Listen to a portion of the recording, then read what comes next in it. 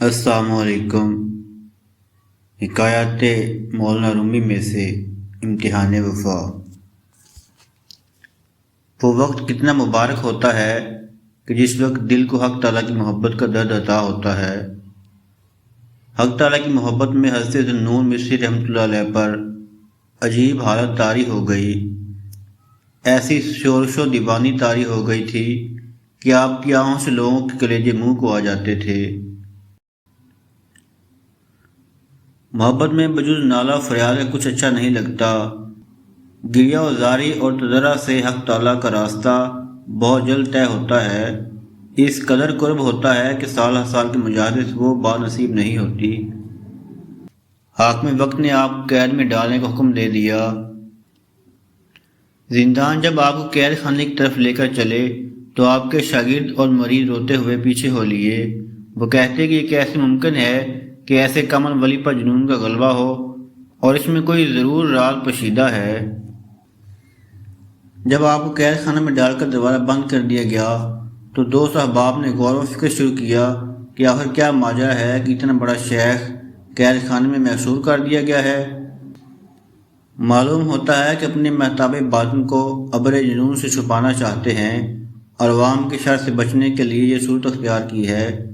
ایسی عقل و خرد سے پناہ جو ذوالنون مصری رحمۃ اللہ علیہ کے عشق و عرفان کی دولت کو جنون سمجھے۔ آخرکار ان سب نے زندان کی سلاخوں کے قریب آ کر عرض کیا کہ حضور، ہم آپ سب کے چاہنے والے ہیں، آپ کے معتقد اور جانثار ہیں، آپ کی مزاج پرسی کے لیے حاضر ہوئے ہیں اور حیران ہیں کہ کس نے آپ پر جنون کا الزام لگا دیا۔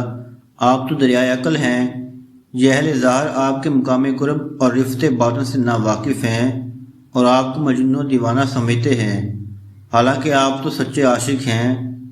ہم لوگ آپ کے سچے محب اور دوست ہیں، دونوں عالم میں آپ رحمۃ اللہ کو عزیز رکھتے ہیں۔ برائے کرم ہم پر اس راز کا انکشاف فرما دیجیے۔ آپ اس قید خانے میں اپنی جان کو کیوں مصائب و آلام میں مبتلا کر رہے ہیں؟ آپ کی ایسی حالت سے ہمارا دل کڑتا ہے، راز کو اپنے روستے سے نہیں چھپایا کرتے۔ حضرت شیخ ذوالنون مصری رحمۃ اللہ علیہ نے ان کی گفتگو میں بوئے اخلاص محسوس نہ کی۔ آپ نے دل میں کہا، آؤ ان کی وفاداری اور محبت کو آزمائیں۔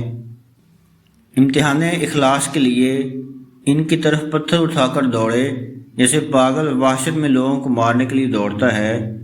یہ معاملہ دیکھتے ہی سب لوگ ڈر کے مارے بھاگ کھڑے ہوئے۔ شیخ نے جب ان کو یوں بھاگتے ہوئے دیکھا تو ان کے اعتقاد و محبت پر قہقہہ لگایا اور فرمایا کہ اس درویش کے دوستوں کو دیکھو، ان کی وفا اور الفت کے دعوے سنو۔ ارے نادانو، تم محبت و دوستی کو کیا جانو؟ سچا دوست دوست کی رنج و تکلیف سے کب کنارہ کشی کرتا ہے؟ دوست کی دوستی تو پوست ہے اور دوست کی طرف سے رنج و تکلیف اصلی مغز ہے۔ دوست مثل سونے کے ہے اور بلا و مصیبت مثل آگ کے ہے۔ خالص سونا آگ کی تکلیف میں اور چمکتا ہے اور خوش ہوتا ہے، اور عاشقان خام کا یہ حال ہوتا ہے۔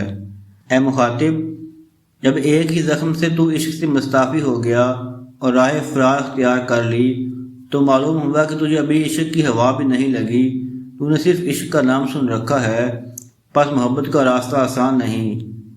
جو حال سے یہ جہاں میرے نام کرتا ہے، میرا شعور انہیں نظر جام کرتا ہے۔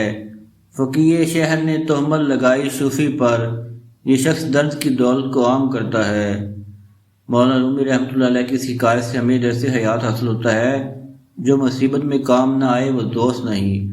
تمام نئے والے دوستوں کی گزارش ہے کہ چینل کو سبسکرائب کریں اور بیل آئیکن کو ضرور پریس کریں۔ شکریہ۔